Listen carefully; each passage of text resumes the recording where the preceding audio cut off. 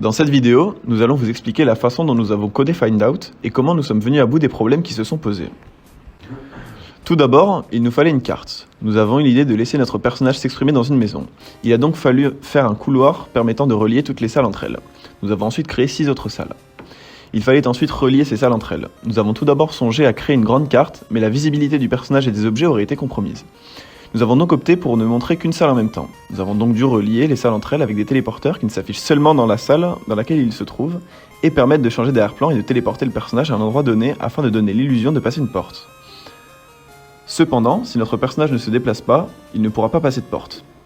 Nous avons donc fait en sorte que lorsque le joueur appuie sur l'une des flèches directionnelles, le personnage se déplace de X dans la direction choisie.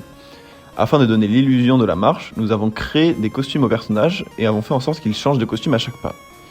Afin qu'il ne rentre pas dans les murs, nous avons entouré les salles de noir et avons fait en sorte que le personnage recule d'autant qu'il avance lorsqu'il touche cette couleur, afin qu'il reste sur place et donc qu'il soit bloqué.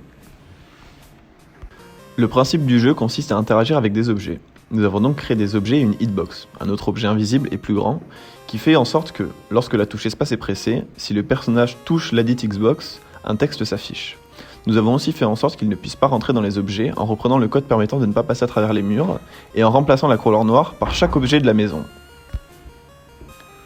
Pour faire en sorte que les objets ne restent visibles que dans leur salle, nous avons fait comme pour les téléporteurs et les avons fait se montrer quand l'arrière-plan bascule sur leur salle et se cacher lorsqu'il bascule sur une autre. L'accès à la dernière salle, le grenier, devait être restreint. Nous avons donc eu l'idée d'intégrer un digicode tactile. Le joueur doit, avec sa souris, appuyer sur certains boutons dans un certain ordre pour que le code se débloque et débloque ainsi l'accès au grenier. Pour ce faire, il a fallu créer 3 variables.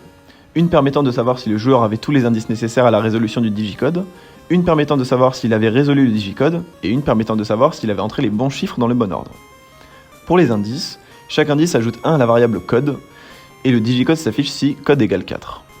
Pour l'accès au grenier, nous avons réglé la variable escalier sur 0, et si le joueur réussit le digicode, celle-ci prend la valeur 1, permettant au joueur de prendre les escaliers sans entrer une nouvelle fois le digicode. Pour le digicode lui-même, nous avons créé 9 costumes et avons ajouté 9 boutons, et avons créé une variable digicode, ayant initialement la valeur 0. Le code est 9762. Si code égale 0, et que le joueur clique sur 9, code égale code plus 1. Donc le code prend la valeur 1, etc. Nous voulions aussi créer une salle fermée par une clé. La clé étant cachée à l'entrée, nous avons fait en sorte que le joueur y ait accès seulement après avoir essayé d'entrer dans la chambre fermée. Nous avons donc créé la variable clé. Clé s'initialise à 0, et si le joueur essaie d'entrer dans la chambre, clé égale clé plus 0,5. Si le joueur marche sur la clé, et si clé égale 0,5, alors un message s'affiche. S'il appuie sur espace, clé égale clé plus 0,5, et s'il va sur le téléporteur couloir vers chambre fermée, et si clé égale 1, il peut y rentrer. Nous avions aussi eu 2 envies qui sont complémentaires. Faire en sorte que nous ne puissions ramener les indices qu'une seule fois et afficher un indice en bas à droite de l'écran. Nous avions donc créé une variable pour chaque indice avec le nom de leur salle respective et avons fait en sorte que l'indice s'affiche et ajoute 1 au code que si la variable de la salle égale 0. Sinon un autre message s'affiche. Nous avons ensuite créé 4 sprites avec le numéro de chaque indice et avons fait en sorte que dès que la variable de l'indice passe à 1, le numéro s'affiche.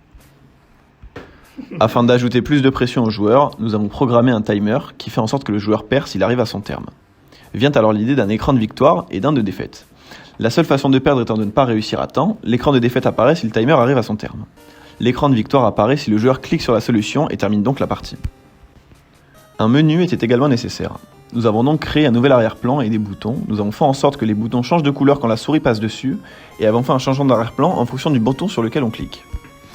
En ce qui concerne les musiques, nous avons juste fait en sorte que celle du menu se lance à l'apparition de ce dernier, et celle du jeu se lance lorsque le joueur clique sur jouer. Nous vous laissons maintenant profiter de la fin de notre jeu.